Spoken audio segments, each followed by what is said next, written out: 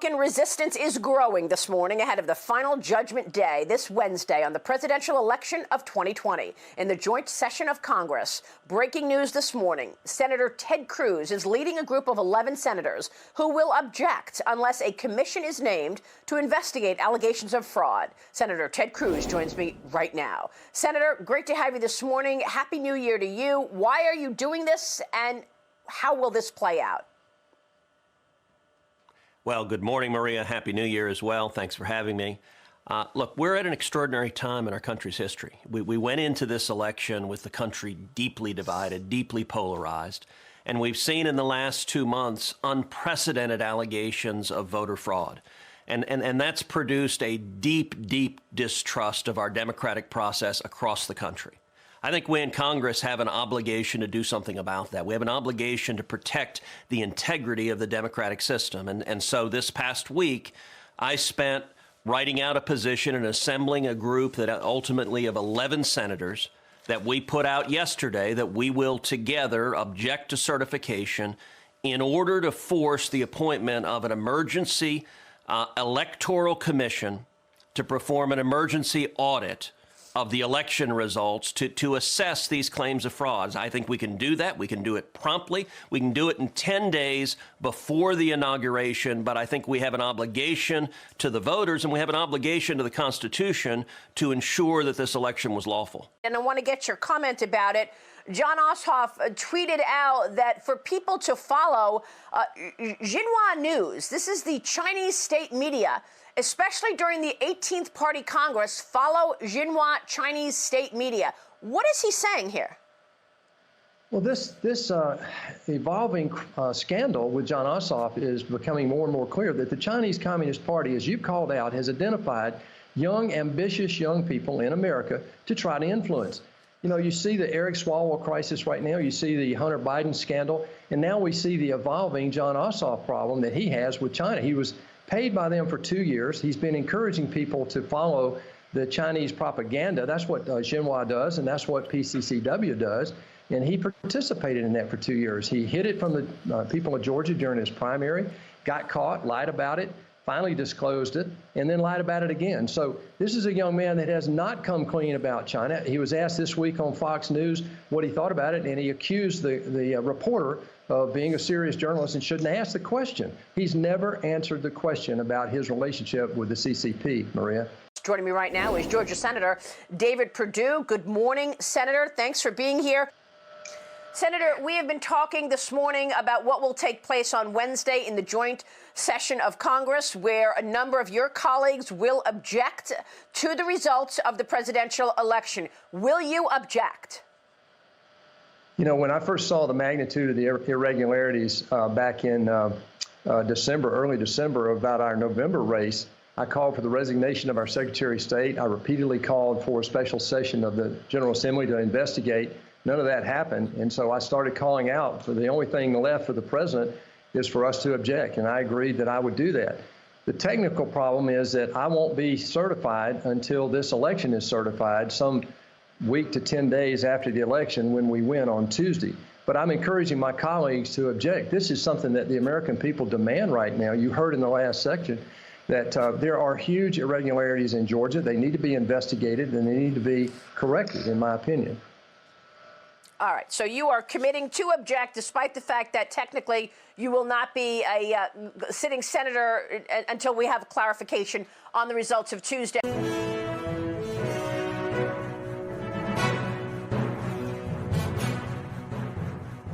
Yesterday, many of our friends in China asked me, Brother Seven, that thing about CIA, they're based in Germany, and what about Italy controlling Dominion? All of those were nonsense. I also dreamt this. In my dream, the big leader said, absolute nonsense. This was basically a spy who spent many years training in Beijing. He keeps contact with those Wall Street tycoons, in other words, the middleman of the CCP deals. Such people are codenamed Snake, Mr. Snake. That is what they're called in the CCP's intelligence departments. What is a Mr. Snake? Such a person is very poisonous, cold-blooded, and vicious, but looks like an absolute gentleman. If he wants, he can turn any women he targets. He has this kind of alluring power or venom. Against men, he will bite and spit venom. Those are his abilities. Once someone is called a Mr. Snake, he's basically a non-Chinese trained and controlled by the CCP's National Security and Intelligence Departments. They call it Caucasians against Caucasians, Africans against Africans, Japanese against Japanese, British against British, etc. Most are from the same ethnic group as the CCP's target. So this particular guy, he walks freely between White House, Wall Street, and Hollywood, leaked lots of fake disclosures. Famous lawyers were fooled by him. Also, he's rich. I heard he and Warren Buffett are very close. So the games this brat plays are the CCP's dirty moves. What the big leader said to me in my dream was, even if it means I would not be the president, even if it means this will kill me, I would not put the American people in such despair. This is President Trump. Rudy Giuliani tweets Americans should stand up against big tech companies, mainstream media, and Democrats. The people must make a choice as to which side of history they will be on. Rudy Giuliani tweets, "We enter 2021. It's time to expose this liar and cheat, including our so-called owner."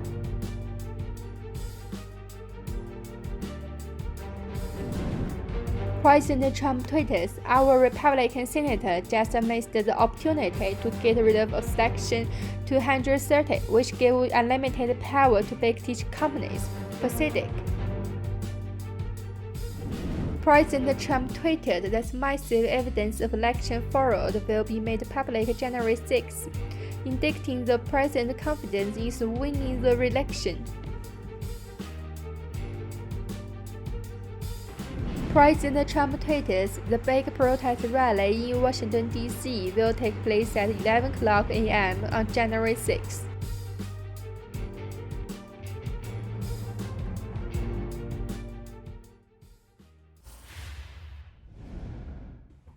Chongping resident Mr. Zhang says focus stimulation team are turned on 18% of houses in the area. Residents are now left with no water, no electricity, no gas. Excavators are driven in neighborhood every day.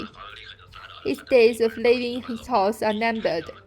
He doesn't know if he will be able to wake up the next morning or still being able to sleep in his bed tonight."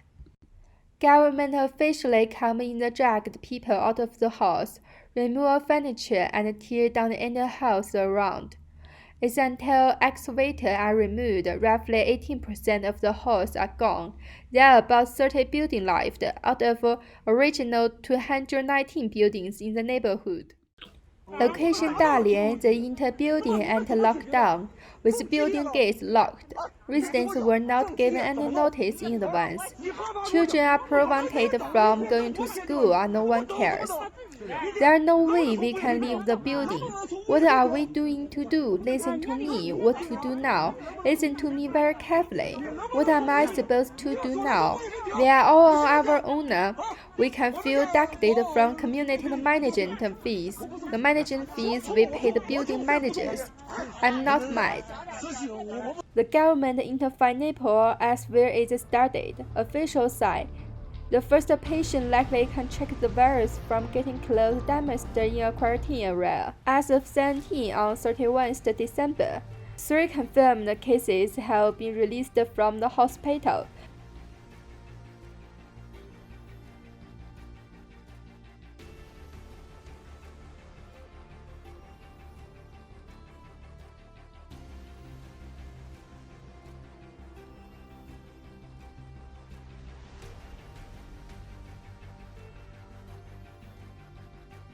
The new strain of the virus, more transmissible than other variant carrier of the new strain virus, was first found in Shanghai on a person who flew from the United Kingdom.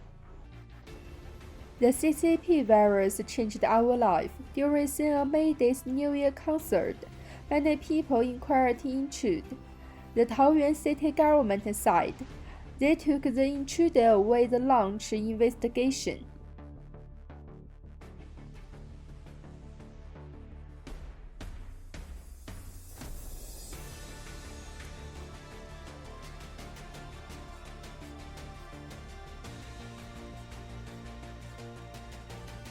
On January 1st, 2021, the number of CCP-Virus cases in US reached 20 million.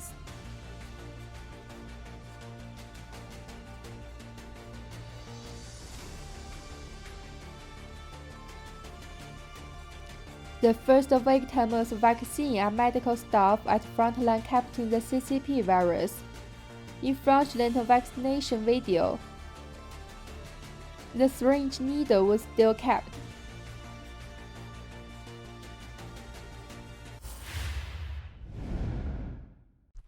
Next announced that Communist China will market the CCP-Virus vaccine to elderly people and people with comorbidities. A widespread second-day disaster is about to happen. An Australian contracted the CCP-Virus after receiving the Pfizer vaccine. This can confirm Dr. Yan's argument that there's no effective vaccine because the CCP-Virus is a bioweapon. Zhang Wenhong said their vaccination will be an inflection point to CCP-Virus outbreak, but in fact, vaccination may cause certain side effects.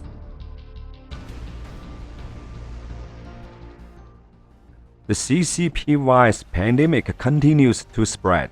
Third, in the UK reopen mobile camp and hospitals.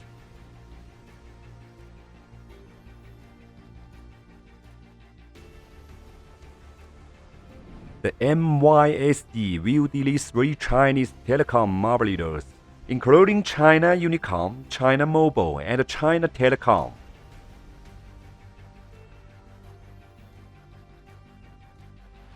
The China Construction Bank sent text message accepting 4 times interest rate to US dollar deposit. There is a shortage of USD.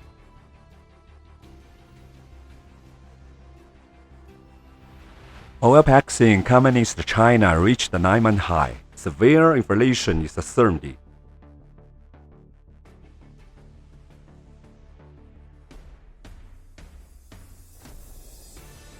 Green real estate stock price plunged by half in 6 months. Communist China real estate sector is collapsing.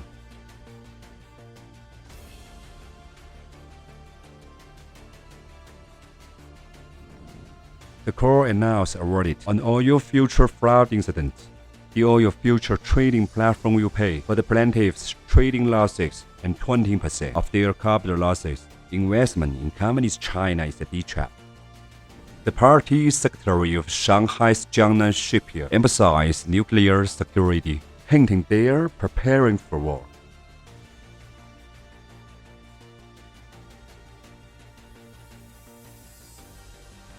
On the first day of 2021, the PLA sent military aircrafts to harass Taiwan.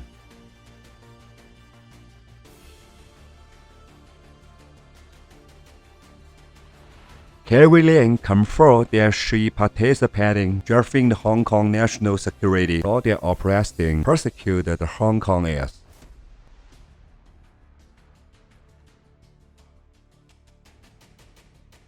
The CCP PL effect cover off 1 country, 2 systems. The Hong Kong troops conduct patrols and dried drones by the Army, Navy, and Air Force.